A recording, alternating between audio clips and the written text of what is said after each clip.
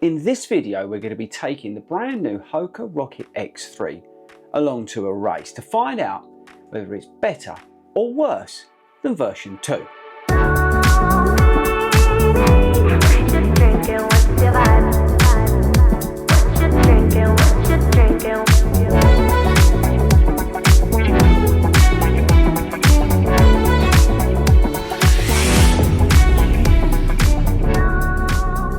Okay team, so I was a big fan of the Rocket X2 from Hoka. I absolutely loved that shoe, but it hadn't been changed for what seemed like an eternity. But in July of 2025, Hoka released this, the brand new X3. Now, as this is a racing shoe, I thought to myself, you know what, let's go and take it along to a race. So I've just got back from a local 10-mile race, and we'll come on to that in just a bit. But before we get into that, I do want to talk about what's new here, specs, stats, features, that kind of thing, what's different, how this compares to the Cielo X1 2.0, whatever it's called, all those kind of things. So the Hoka Rocket X sits alongside the Cielo. This is more of a sort of toned down, less aggressive version of the Cielo X1 2.0. That's a very rocket shoe, very unstable shoe. This is a little bit more toned down. They have totally redesigned the shoe, which is good news, and also the good news is they have kept the price at the same level, although the price is still a bit steep, and we'll come on to that. But they have kept it at the same price. They have made this shoe lighter than the previous model, and they've given it a massive overhaul. So let's get into the stats and features. Let's talk about what's new on this shoe. Right, so the Hoka Rocket X3 is £220. We've got a 7mm drop. I don't have a confirmed stack height, which is interesting. I've seen 42mm, I've seen 40mm, and I've seen 39mm, so who knows. We've got a dual density PBA foam setup in this. It's actually Pebax in here, but we've got a dual layer setup. The bit on the top, and I'll show you that in just a second, is actually softer than the bottom piece, which is just a fraction firmer. We've got a new winged carbon plate design in this shoe. We've got a breathable warp knit upper. We've got a very sticky rubber outsole. The shoe is weighing 225 grams.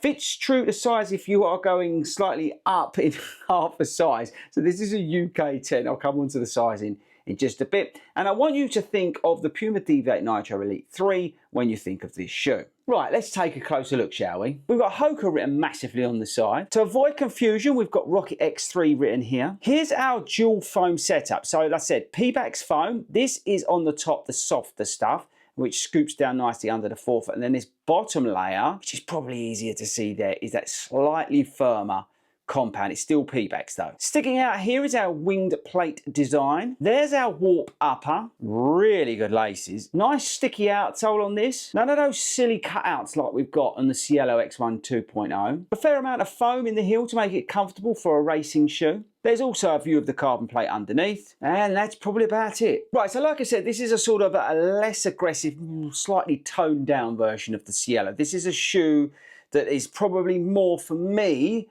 towards the half marathon, and we'll come on to that again when I talk about the race and how I felt in the race. But this is not a shoe that I would take into the marathon. I want to put that straight out there at the front end of the video. The fit's great for me, but I know I'm a UK 10 in Hoka shoes, all right? Hoka usually follow the same sort of line as Adidas shoes for me now. I go US 10.5 in Hoka shoes. That's tend to how I know I'm going to get the sizing right. So there's something to just bear in mind if you're looking at Hoka shoes. But with that US size, I get a really nice fit, and this upper is cracking, it really is. But I've had no sort of rubbing issues or like problems with the shoe. I have done another run in the shoe as well as the race, which we're going to talk about in just a second. So like I said, this sort of goes up against the Puma Deviate Nitro Elite 3 for me. Potentially a sort of Vaporfly 4 as well. It's sort of in that arena. And especially actually the Vaporfly with the Pebax foam we've got here. Okay, so let's get on to that race, shall we? Right, so 10-mile race, which is a bit of a funny one to do. I'm never sure how to run or race a 10-mile race, but we went for it. We didn't hang about. I'll put the splits and all that sort of stuff up here. But what was the sort of overriding sensation was the lightness of the shoe and the oh, this is going to sound really weird. The sort of pick-up ability of the shoe. I really felt like, because it was a bit up and down, when I was sort of slowing up to go up the hills and then really getting back onto that pace, the shoe was really good at picking back up that pace. And because of the lightness in it, and I think because of the responsiveness of the Pebax foam, it really came back alive very quickly and very easily. Some shoes can be a fraction sluggish to sort of get back into it, but I think because of the lightness and because of the foam setup here, I don't know, it was just that I just felt that quite overwhelmingly, that sort of pick-up ability to get back into that faster pace. That was really noticeable in the shoe. The other thing was the slightly firmer feeling of this shoe, and it was quite an unexpected feeling, and I felt it actually on the first run I did in the shoe, and it carried on over into the race. It actually, despite having sort of that Pebax foam in there, it was a little bit firmer than I was expecting. And that's not a bad thing because it actually stabilises the ride out a little bit. This is not overly unstable like the Cielo X1 2.0, which is a good thing. It felt relatively stable in the heel, which I think is good news. I got loads of stones and pebbles and crap just basically stuck in here, but that's life, and that's my own fault for running them on slightly almost trail in some points. But the shoe felt great. The turnover, the speed, the lightness, all that sort of stuff that I'd expect from a race day shoe, I got all those feelings from this. The lockdown, the fit and the comfort was really on point in that race. It was just a really nice place to be. I didn't have any issues, which you can do in some of these race or racier shoes, but I had none of that actually in race day. Laces were no problem. In fact, they were excellent. Got the right lockdown. Comfort was fantastic in this heel area, not rubbing or anything. It really was just a really good racing shoe for me. Now, in terms of the paces, the shoe felt better, obviously, the more I stepped on it, which is what you'd expect from this racing shoe. And as I pushed on, the shoe came more and more to me. But as I said, it wasn't massively unstable or anything like that, so I've got to give it some credit for that. It was very surprising how stable it was, despite, again, having 2 layers of Pebax foam in here. So that's the sort of race feedback. Oh, by the way, the outsole was very good as well. Right, okay, so let's move on to the things I like and the things I don't like about this shoe, shall we? Likes first. I like the upper, I like the outsole. I like the fit, I like the laces. I like this carbon plate design. It seems to work well for me. I like this dual foam setup. The fact that they've got this softer foam under my forefoot, I like that today. I like the way the shoe looks, and I like the weight of the shoe. Dislikes, £220. It's just, I don't know, it's just not worth it. And that's a major problem. The thing is with this shoe, it's not justifiable, I don't think, at £220, and it's a real shame. And that brings me on to the conclusion, and it's not great news. Now, I really like this shoe, and I'm very fortunate. I got sent these shoes by the guys from sportshoes.com. So I'm very lucky that I didn't have to pay £220 for this. You can get 15% off your shoes at sportshoes.com if you're a 40 Runs Running Club affiliated member. If you go down in the description, all the details are down there. And that's well worth doing. But I got sent the shoe by the guys from sportshoes.com. And the issue I have is that this is at £220. And to be perfectly honest with you, the Puma Deviate Nitro Elite 3 is £195 without discount. And that's the issue. That is a very good shoe. And it feels very similar to this. So that's why I can't really recommend it. But don't get me wrong, I really like this shoe. I think this is great. I really had a great time, a fantastic time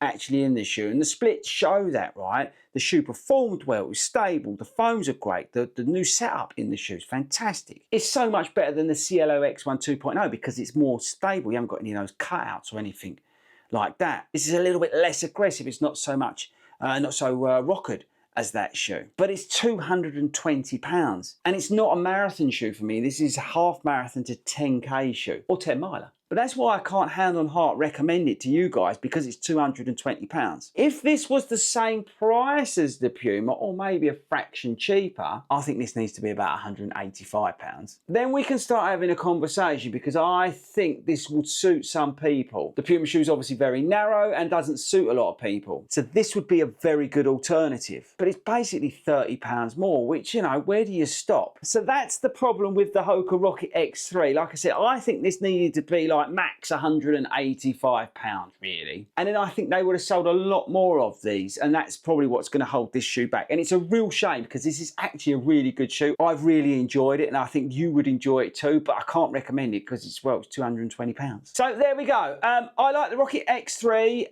The updates are brilliant on it. I prefer this to the Cielo X1 2.0. I'd much rather wear this in a 10k, 5k, half marathon than the Cielo X1 2.0. I think this would suit more of you guys and girls out there than the Cielo X1 2.0. This just needs to be cheaper. That's it. So maybe, like, if you can get a code, I don't know whether the 40 Runs affiliated code is going to work on this shoe, but if it does, then it's obviously an interesting proposition, because then it does go up against the Puma. And as I said, I think this would suit a lot of you who can't get on with the Puma because that's quite narrow. But yes, it's held back by the price. But yes, team, so there we go. Thanks to the guys at sportshoes.com for sending it over. I really do appreciate it. Hoka are making some really good shoes at the moment. I really like the Clifton 10. I'm looking forward to getting the Mac X3. I'm really excited about that shoe, actually. And that's a very good shoe, but it's just that fraction too expensive. Okay, team, don't forget to subscribe. We're still trying to get to 22 million subscribers. I haven't forgotten, so make sure you do that. And I'll catch you all later.